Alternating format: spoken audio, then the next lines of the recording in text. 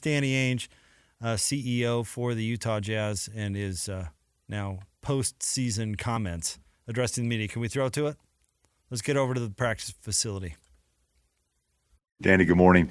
Hey, a lot of people ask, the direction, and can you maybe help us understand what if you're looking for guards, you're looking for wings, or all the above in this next phase? Let me ask you, leave the mic with him for a second. What do you think the direction is, Craig? Just give me your thoughts on it. Obviously youth is one. Athleticism, it would be another. Length would be one. Defending would be, I think, another high-level need or want. But I only call games, and you get to select the players. It was a good answer. You answered your own question. I tell my grandchildren that all the time. You can answer that question. Anything else? I mean, we want good players. Yeah. We want a team that is better than the 23rd ranked team in the NBA. So, yeah, all of the above. What are your thoughts on the draft, both just at the top and the overall depth of it? Yeah, so it's a unique draft. I think it's harder to find, franchise-altering players in this draft than some drafts. I mean, last year you had, the top three were pretty well-defined, even by this time. Maybe not the exact order, but some order, the top three. I think this year it's not. I'm not sure who those are. But I do believe that we'll be able to find some good players in this draft. With multiple draft picks and a lot of cap space, what optionality do you have this offseason? Yeah, lots of good options. Good question. And that's what we're trying to keep is our flexibility and options open. Our plan is not to come to training camp with 6 kids under 20 years old. That's not a real good option for anybody. I can't say that won't happen and say that's not like option A or option B. Maybe not option C. Danny, Jay-Z, when we were talking about to him, a couple of weeks ago, said that. By the way, Jay-Z misses all of you, and he's doing very good. I talked with him this morning. He's going to do his 2,500 steps today, and watch some film, get ready for the draft. So he's doing well. Good to hear. But he says hi to all of you, and I miss him as much as you. Too much work. We were talking to him, and he said one of his goals is to trade for a significant player, and as part of this rebuild, if not this summer, then next. What kind of star would you be looking for in such a trade, and how do you see that trade landscape kind of panning out over the course of this particular offseason? This has been talked about a little bit. I mean, quite a bit, actually, I think. I guess the best way to explain that is, in my experience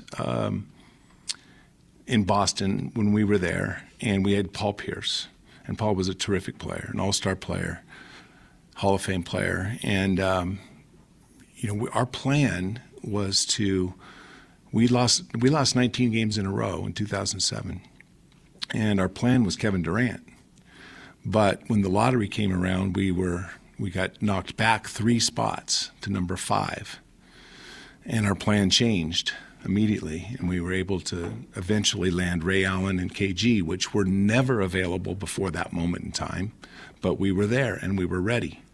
So it took a lot of good fortune. Obviously, it took some bad fortune to go win a championship, because if we'd have drafted KD, which was a top plan, we probably wouldn't have won a championship unless for quite a while as a young player. So, but the bottom line is obviously either of those are very good options. But we didn't have all of those options in front of us. In the NBA, we're trying to find good players, like Jay-Z said. That's our objective. We've been close. We felt like we've been close once in this process that would have changed the dynamic of our team immediately and the direction, and would have been much more clear to your question, what kind of players do you need? Then you have the answer. But that hasn't happened, and we do have assets and we do have flexibility. So we don't want to panic. We don't want to go from the 23rd best team and worst team in the NBA, or 23rd best team in the NBA, to the 18th best by giving up a bunch of things either. Like, that's not our objective. Our objective is longevity and quality going forward. Good quality. Sorry, I mean good longevity, yeah. With the number of young players coming into the league now, what age or, when do you guys start tracking these players, these young players coming into the league? I just got back from the Hoop Summit. USA, yes. Yeah, USA versus the world team, the best international players all in one setting in Portland. And there were a few future NBA players there that were 17. Mm-hmm. But yeah, we track them even younger than that. We have a grassroots group here in the organization that is at high school games all year long, and we'll spend the entire summer at sanctioned high school games, I would say, and that are at all the AAU programs that are sanctioned by the NBA, which is getting more and more. Anything up there? Any names you want to throw out there? No, I should stay away from the names of the 17-year-olds. Yeah. Curious, you've made the mid-season trades with veterans, which has taken a 500 start, 26-26, and ended 5-25. In your mind, why was that the way to go instead of making those trades earlier at the start of the season and then having a better draft pick later? I think that's a very good question, and I think a lot of people have that. That's been answered a lot too, and for some reason there seems to be some confusion on that. But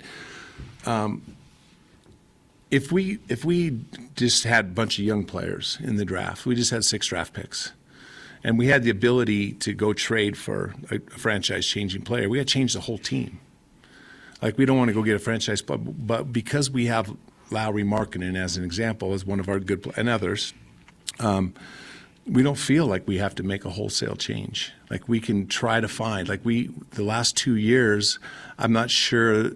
Last year, we knew what our team was, and I think they surprised themselves and surprised us, like how good that team was to start the season.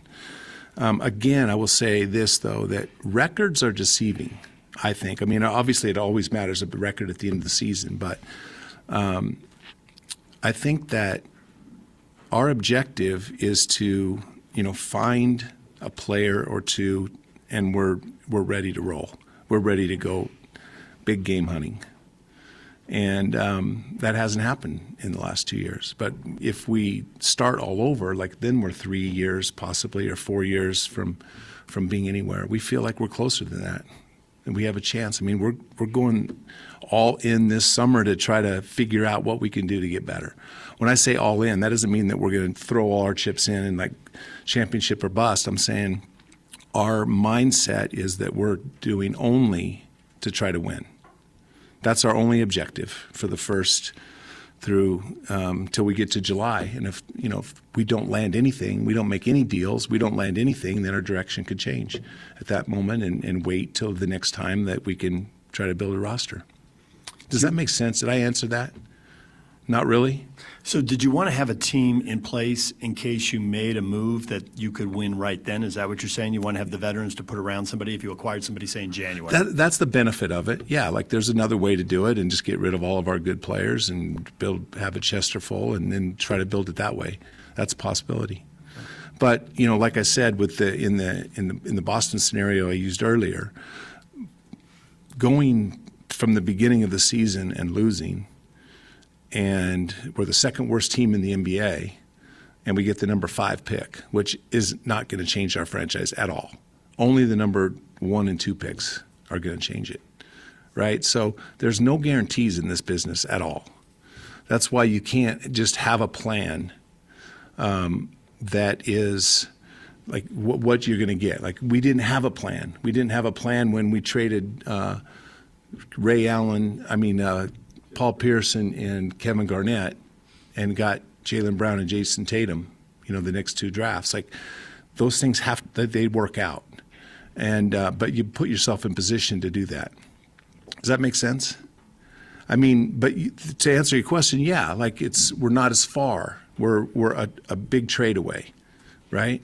So we explored that all summer, last summer. Are you interested in extending Lauri Markkanen, or do you want to let that play out? I would just prefer not to talk about that, but I mean, I think it's pretty clear that Lauri Markkanen is a very good player. We love him. Yeah, we'd like to have him around. And Will talked about how for the rookies, it was about putting them in uncomfortable situations and watching them grow. I just want to get your take on just how do you think, what was their growth like over the last month and a half, 2 months of the season? Well, first I will say that it's not ideal to play your young players with all of your veterans out, because then it puts an undue pressure on them. I mean, so as an example, Keontae. Keontae, I thought had a very good year. He had some ups and downs, and I kind of liked that he had those ups and downs. I kind of liked the fact that the scouting, the most important person to stop on our entire team many nights the second half of the year was him. So the best defender was guarding him. The team defensive schemes were to stop him, and so he had to face some of that he probably wouldn't face if Lowry and Colin and JC were all healthy. So it's not ideal, but there's value in that too. Keontae has talked about his relationship with Avery Bradley a little bit, but can you describe the benefit of having Avery Bradley with you in the front office? Yeah, so Avery is one of my favorites ever. Avery was not my hire, however. I introduced Avery to Will and to Justin and told Avery, you got to prove to them that they need you. And but I'm a big fan of him. I loved him in Boston and my time with him. He's a real pro. I think he has a calm demeanor that he can relate to people very well. There's been other young players on the staff that have told me the same things, or of the players that have told me the same thing about Avery. So we're excited to have Avery here, but I think he can be a mentor to some of them. I'm not sure he knows for sure if he wants to get in the world of coaching or the world of front office, but he'll do a little bit of both. But he does have that calm, quiet way of him that I think he can get through to players. And he also has an intensity on the defensive end that I think can hopefully help our guards better next year. Danny, I wanted to ask you, just in terms when you communicate with Will about plans both in the immediate and long-term future, what are those communications like between you and he? Will and yourself. So Will and Justin talk every day, and I would say Will and I talk every other day. I mean, when they're on the road. I mean, talk every day when they're here, but there's constant communication with Will about these questions that you're asking. He doesn't have any doubts of what we're doing. He has questions, and we talk them through. And there's no guarantee that everything we're doing is 100% right, but we feel like we have a very good plan and a good group to accomplish our goals. If you look back at your two builds in Boston, there were kind of unique pieces that just stuck around the whole way. Kendrick Perkins, Marcus Smart, there were lots of turnover, but they held. What were the characteristics of those players that was why you held them the whole time? And are there any players on this group that you've seen have those characteristics? Yeah, so, those characteristics are just toughness and, that competitive fire that is their strength. Over their skills, that competitive fire is what attracted me. Tony Allen was another one. He didn't stick with us, but that's a whole nother story. But, I think that those kind of characteristics, I would say the guy on our team this year that exemplified that the most is Chris Dunn. Chris gave us a defensive presence more than anybody else on the perimeter. And so whether it's a 10th man role or a starter, I don't know the answer to that going forward, but I think that he has a role in the NBA. And we liked what he brought to the table in the same regard. Kind of piggybacking off of the question about the young guys and their growth this season, and you said it's not ideal for them to be playing not without the veterans. Do you think that maybe their growth is stalled a little bit because they were playing with each other so much, and it's going to be so much different when you actually have the team that's going to go for it, that they're going to be playing a different style of basketball, their roles are going to be completely different? I think it was better. Especially in Keontae's case, who played most of the year here with the big club. I think he had both. He was able to see both, and he's a smart kid, and he was able to see, wow, that's hard. I'm not sure he understands everything of why it's hard, but like we've been able to talk about that, and I think that he had enough success to have confidence in his future, and yet enough to learn, and enough bad play that will get him in the gym and light a fire under him as well. So it's a pretty good combination for him. With Taylor, I thought Taylor pretty much played the same role that he'll play. In the last game, he got more opportunities. They actually ran some offense for him. They did a little bit of that in the G League as well, and he's just young, and he's got more growth to do than Keontae right now. But he's shown signs from just his defensive length and presence, and his character, and his desire to become good. And I think that he got a taste. So I don't think it was bad or a waste. I think that he got a taste of the NBA, and I think that he's got a great desire to work really hard this summer and get better. What do you want to see from the three young guys this summer? And what are some uncomfortable positions that you guys as an organization can put them in order to kind of expedite growth and development? Well, we've organized plans for them for the whole summer, and so I think they're excited about it, but it's going to be tough. It's going to be a lot of work, but they will play in the summer league, assuming they're healthy and still doing well. But yeah, we plan on them playing in the summer league along with whatever draft picks we have, along with Darius Baisley and Kenny Lofton. The free agents, we're not sure about Johnny Juzang, but those guys are in our plans, and we'll see what they'll be with us throughout the summer. Understanding on Keontae, looks like it takes about 5,000 pick and rolls to get good at it. Like on big wings, it takes like 3.5 years before they. So what are the benchmarks that you're looking at with that understanding on a Keontae or a Taylor in their first sample size that you got in what's obviously a much longer process? Yeah, so I'll talk about Keontae first. I would say Keontae, played small forward last year as a freshman at Baylor. He played point guard for the first time in his life this year. He's a full-time NBA point guard, and like I said, half the games he played this year, he's the focal point of the opposition defense. I think that is a great learning experience, like learning to run pick and rolls. He's like way better now than he was to start the season.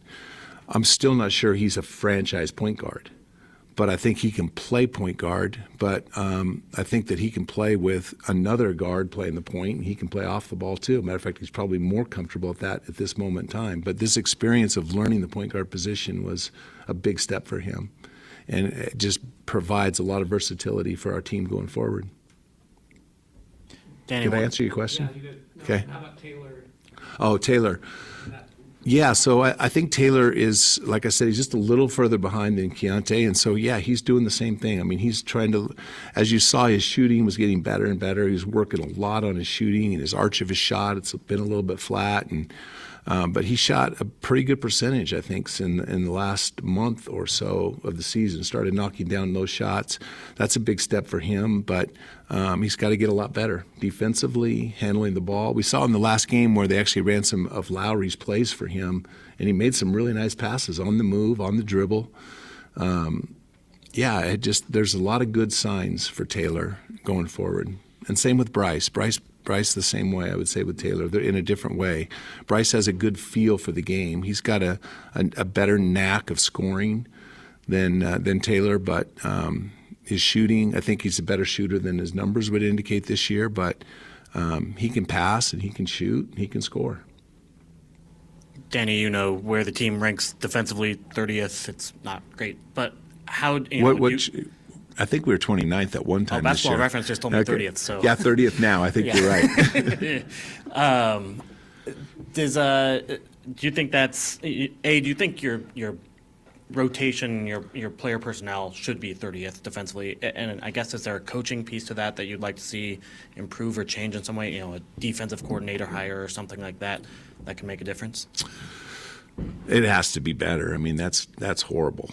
I don't think anybody would dispute that. You guys will get to talk to Will in a little while and let him discuss some of. We all know that defensively we're not good enough.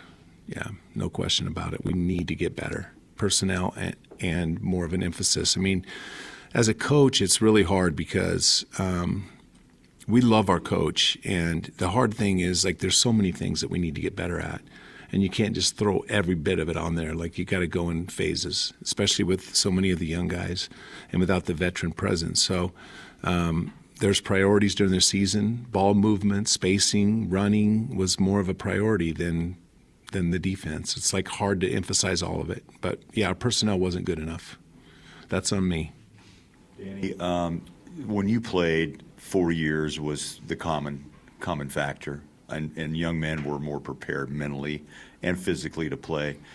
How have you had to adjust now, looking at a multitude of 19-year-olds who become 20 during the season, and as you look at this younger group of draftees that are coming in, how have you changed on your patient level and trying to say, okay, he's NBA ready, he's not, and then formulate a plan, and as you look out into the future on how long your plan will take, if they're not mentally or physically quite ready, because you've seen it all from your playing days to what Boston was able to do, and now such the youth movement in the NBA. Isn't it just a totally different plan that you have to map out?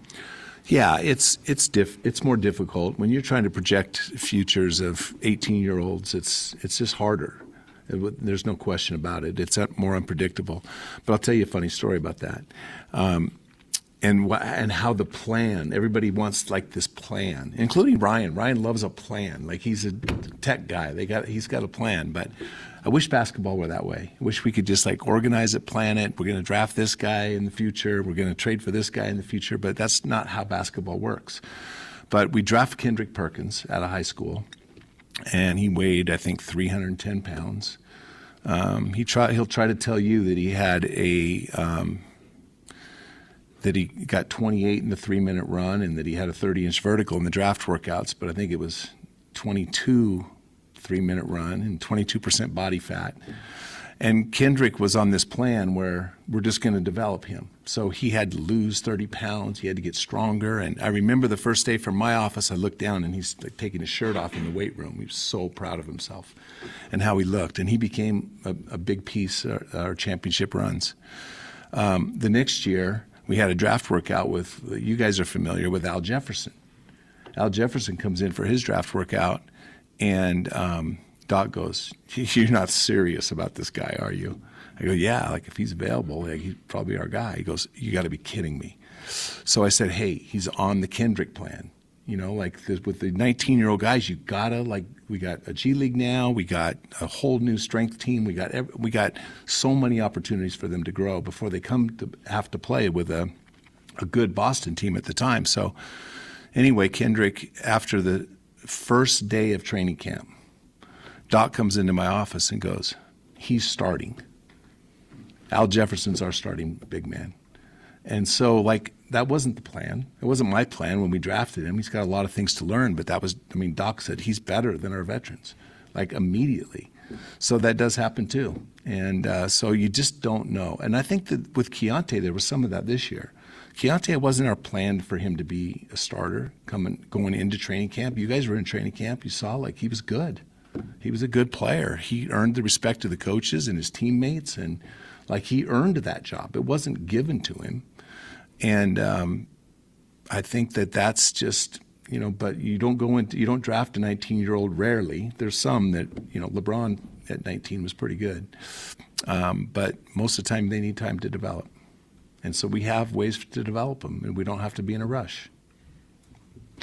Danny, I just wanted to get your reaction to something that Lowry said recently in speaking with him. He asked about kind of the process that the team has been going through the last couple of years, and what could possibly be like more just like waiting for things to get better.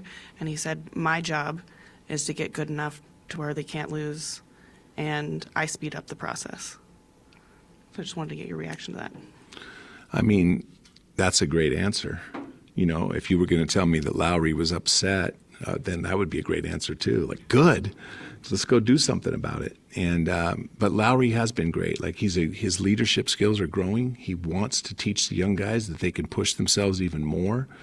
I think when you're 19, back to your question, like a lot of the challenges are 19 and 20. You don't even really know how much you can do. Like you don't have any realization of or understanding of what your max is in your work and your preparation. But Lowry's done well with that, and I think his plans are to be around here a lot this summer and spend a lot of time with our young guys and just get them to elevate that work to his level. That would be huge. Him and Colin are fantastic at that. Like I want every player to work with Colin in their workout because he is a psycho. I mean, his intensity, I see him out there pushing sleds, like up and down the court. No one else is even in the facility. He's out here shooting. It's legendary. You guys all know about the stories of him working at 6:30 in the morning on game days and out here shooting. And he doesn't ever seem tired.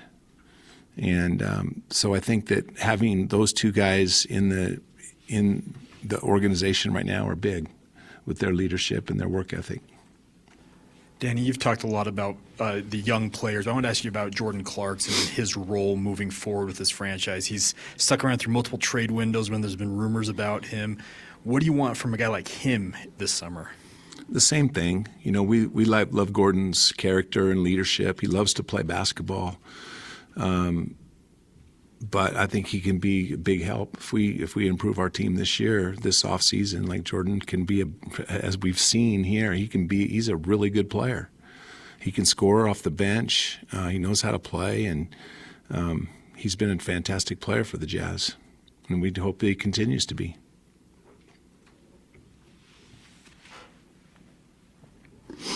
As far as Summer League is concerned, are the plans to have all three of the rookies there, plus whoever you have incoming, or is there going to be a change there? So our plan today, again, after all the medicals and everything else come back, but yeah, our plan is to have Walker playing in the Summer League and our three rookies from this past year, and Lofton and Baisley, who are under contract, Preston, Jason Preston, all those guys should be involved in our Summer League. And then free agency will dictate some others. Like Johnny Juzang is a free agent as an example. We like him going forward, and but he would be another one if that worked out. It's a little off topic, but BYU just announced they hired Kevin Young, and he's been in the NBA a long time, and I just wondered what you can tell basketball fans about him. Oh, wow. That's a really good get for BYU. I tried to hire Kevin about 10 years ago to run our G League organization back in Boston. He was a guy that we interviewed last year for the head coaching job here and was incredibly impressive.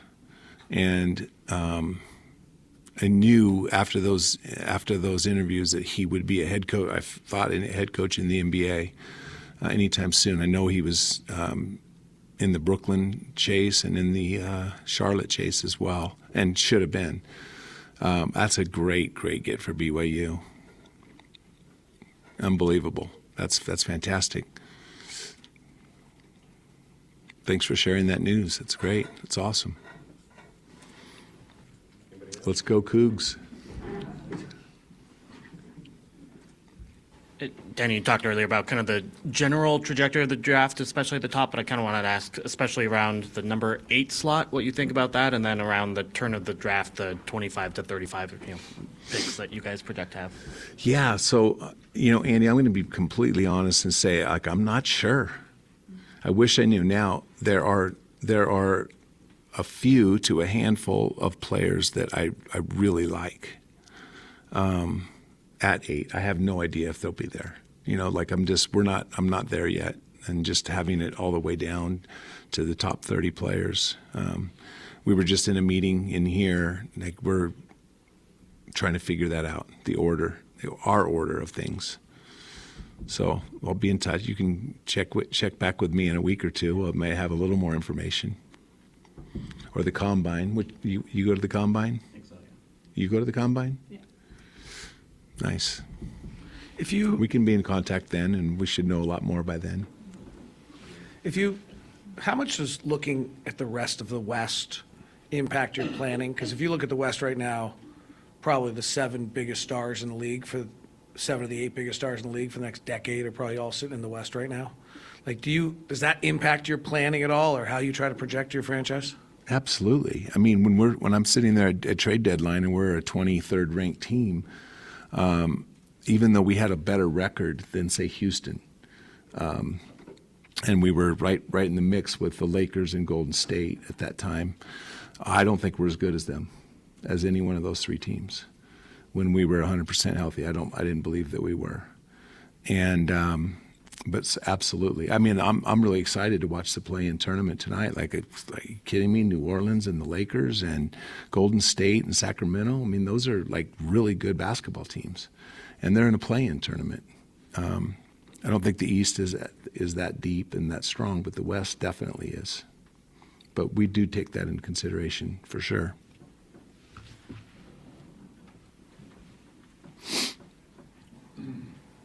Players that's considered This to be, is good. You guys are participating. I like this.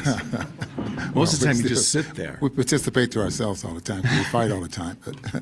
But Bowler mentioned players that are NBA ready, and then what I see sometimes is players that are strictly have a college game, you know, and they're good in college, but it doesn't translate into the NBA. One player that I'm interested in your comments on is Edey from Purdue. What kind of player can he be? Ooh, that's like a really controversial topic there. Yeah. We have a lot of discussions internally about Edey, and there's both sides of the fence with him and his future in the NBA. Personally, I'm a fan. Mm-hmm. I like him. I don't know what that means. I'm not saying that. Do I think he's like a franchise center we can build our whole franchise around? I don't see that yet, but I do see him as an asset to a team. What do you think? The league is smaller, and what I saw in the championship game, I mean, he just strictly low post. Never. Are you saying Mark Eaton couldn't play in the game today? The game was a lot different then. I know, but I'm saying in the game today. You're saying he can't play in the game today? He probably was better than Mark right now because Mark didn't have an offensive game. Mark didn't get in a game at UCLA. I played against Mark the year before he came out in the draft. He didn't even play in the game. He's like a Hall of Fame player over here in Utah's Hall of Fame. Like, what are you talking about? Like, the game has changed, I understand, but I mean, Zach is the college player of the year for 2 years in a row.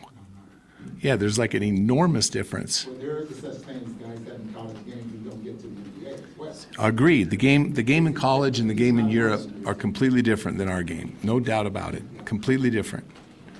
Yeah, but I'm a fan, but there's some people on our staff that aren't. But I think he's growing more fans upstairs. The first what? Well, to be the college player of the year. Oh, no, a lot of college players of the year aren't drafted 1. I think Jimmer Fredette was 9. I was college player of the year. I was drafted 31, so. What do you take away from mid-December to mid-January when the team wins 15 out of 19? Guys are playing. I realize Fontecchio and Olynyk didn't remain with the team. Fontecchio started. Kelly came off the bench. But you beat, say, some of the best teams in the league, lots of playoff teams that are all still playing during that stretch. Do you look at that segment of the season and say, we're close? Do you look at that segment and say, these are keepers? Do you look at that segment, was it a positive experience for the team? Yeah, it's a positive experience. I mean, I thought that maybe the best win in 2 years might have been the Oklahoma City win here at home because they had their players. Their best players were playing and they played pretty well. It wasn't like they just completely showed up in Utah and wet the bed. It was a good game, and our guys played well, and we fought hard to win that game. But a lot of those wins I think are deceiving, and I don't look. I mean, regular season is not. I mean, that's not my thing. I'm all about playoffs, and we're talking about evaluating players. Like the college game is different. Well, regular season and playoffs are a lot different too. And that's my job, is to determine playoff basketball and how good are we in the playoffs, not regular season. And so any team in the NBA, if there was a G League team in the NBA, they could win 15 games. Someone on the team will average 18 points a game. Someone on the team will get 10 rebounds. I have enough respect for the amount of depth of players there are in the world. But the game changers, the teams that have 3 guys that are franchise level players, and in that stretch, we played a lot of games that the best player on the other team didn't show, or the second best player on the team wasn't there, or they were resting to come to Utah. I mean, that's frustrating because it's not, winning and losing is what matters at the end, but it's our job to evaluate who we really are. Are we 7-16, or are we the 15-4? And the most recent always isn't the best indicator of what you are. And that's the hard part of this business. And David asked the question about the Western Conference, or Ron, and it does matter. Who's in the West and who we're playing against and who we're evaluating ourselves against matters. And anyway, people could argue that, if we were better or not, but internally we were unanimous that we weren't. Danny, I'll shut up after this, but I'm just curious, in the last 3 weeks, in the broadcast booth, the conversation has been, because the Jazz, just the way that the NBA schedule was, I think it was the second hardest finishing schedule in the NBA after the All-Star break. So we saw a lot of potential playoff-bound teams who are aging. And thus, if we don't get to the next level, this team may implode, may have to go through a rebuild with a lot of high-level talent, aging talent, veterans. How much, if teams are beaten, knocked out tonight, compared to the rest of the 1 through 8s as the West playoffs begin, how much of their decision-making could or will impact some of your decisions on players that could pop out and be available that are 6 or 7 year vets? Well, 6 or 7 years, that's different than aging. I don't consider there's a lot of 6 or 14 7 and than 15s aging. out there too. There's a lot of 14, 15. We're not really interested in dinosaurs.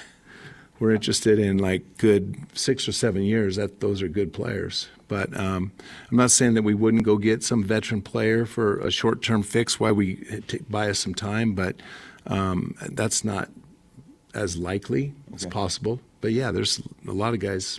Some of my favorite players I've ever watched playing are out there on some of those aging teams. I think a lot of those teams told us that the Jazz would be such a player in the offseason in multiple ways, in free agency, obviously the draft, but also using the picks to move or make some decisions. Yeah, so I think most likely draft and trades is the most likely way to make moves. I mean, you guys see it in the NBA now over the last year or 2 or 3, free agency is getting less and less. There's less franchise player. I mean, everybody's signing contract extensions. And so there's less players in free agency nowadays. Doesn't mean there aren't good players. Like I said, the depth in basketball is elite right now. There's a lot of players out there that can play, and we see that in our team. We bring in guys like Baisley and Lofton, who are 2 of the top big guys in the G League, and they come in and they belong in the NBA. There's no doubt about it. Johnny Juzang spent the last 2 years in the G League. He belongs in the NBA. They can play a role in the NBA for sure. So that's what we're dealing with. We can get some good young players, and that's what that's why we signed them, is to watch them this summer, watch them in training camp, watch them develop, and maybe you find a guy or 2 that can really help your team. But the transformative players, are hard to come by, and that's what we're looking to do. We're looking to find one of those.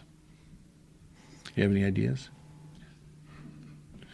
You can text me any of the ideas. Anybody can text me any of those ideas. I'm open to your opinions. I wanted to go off Booner's question about Zach Edey and just how you balance older prospects in the draft versus bringing in a one and done type player. How do you balance the two in terms of evaluating them? That's a good question. I'm not sure there's just a direct answer. I mean, everybody's unique and different. There's value in players that play for 4 years in college or 3 years in college, or in some cases this year with 5 years in college with all the COVID rules. There's some 23 and 24-year-old players. And those players have value. They can come in and play right away in some cases. There's not as much of a development plan. They can come in and start in an NBA game. So I would just say that typically, I wouldn't say typically, I would say statistically the younger guys would pan out better in the draft, and there's a reason why they're one and done. Not always, but and that doesn't mean that we're neglecting the 23, 22, 24-year-old kids in the draft either. They all have a place. And there's great stories for all those scenarios. Anybody else? Okay, thank you. Thanks, Danny.